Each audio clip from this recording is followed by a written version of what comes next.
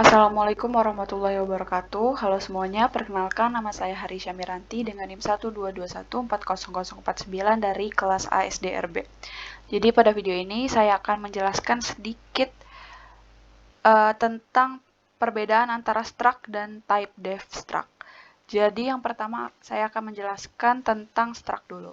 Jadi struct itu apa? Struct adalah sebuah data yang dibentuk oleh beberapa data. Jadi contohnya di sini ada struct penduduk. Penduduk itu sebagai objeknya. Nah, objek itu ada yang namanya properti. Propertinya apa? Propertinya itu nama sama umur. Nama itu tipe datanya string dan umur itu tipe datanya integer. Lalu masuk ke in main. Kita mention lagi struct penduduk, terus penduduk 1. Nah, penduduk 1 ini untuk ngedeklarasiin apa dari si propertinya tadi. Jadi penduduk 1 titik nama, terus ujang, terus penduduk 1 titik umur 32.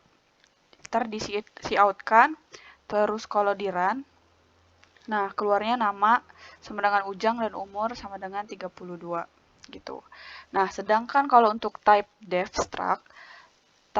struct itu adalah mirip sama struct, tapi bedanya type def struct itu memberikan alias pada suatu tipe data.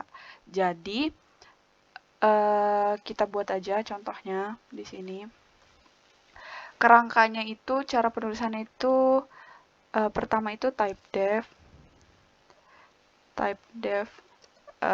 terus dibikin komen aja.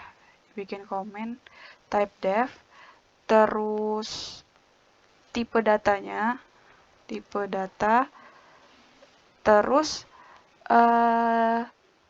tipe data yang baru, tipe data baru. Nah,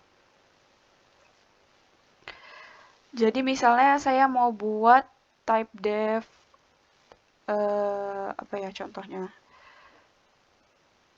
Umur ya, umur orang gitu. Berarti kan umur itu integer. Nah, umur ini bisa ngegantiin si tipe data integer. Jadi pas di in main kita nggak perlu mention lagi integer. Nah, jadi gini, type def integer umur, terus pas masuk di in main kita cuma perlu mention si umurnya. Misalnya umur X sama dengan 12. Nah, terus kita out X. Nah, ini misal kita run. Nah, dia keluar 12. Jadi si integer ini nggak perlu di mention lagi di in main. Jadi umur ini udah ngerepresentasiin si integer. Nah, untuk implementasi dari type def struct-nya sendiri, di sini saya bikin type def struct penduduk.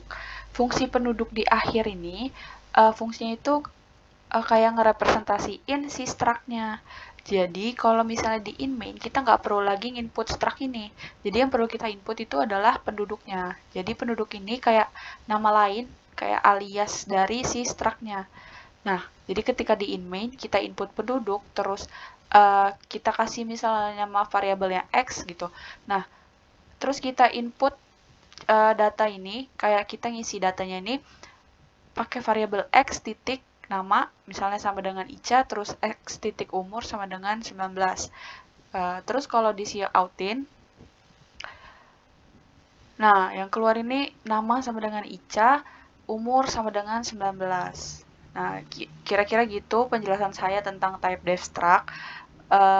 Jadi kayak perbedaan yang mendasarnya itu dari struct sama type def struct itu type def struct itu memungkinkan kita untuk buat alias dari tipe data yang kita bikin gitu.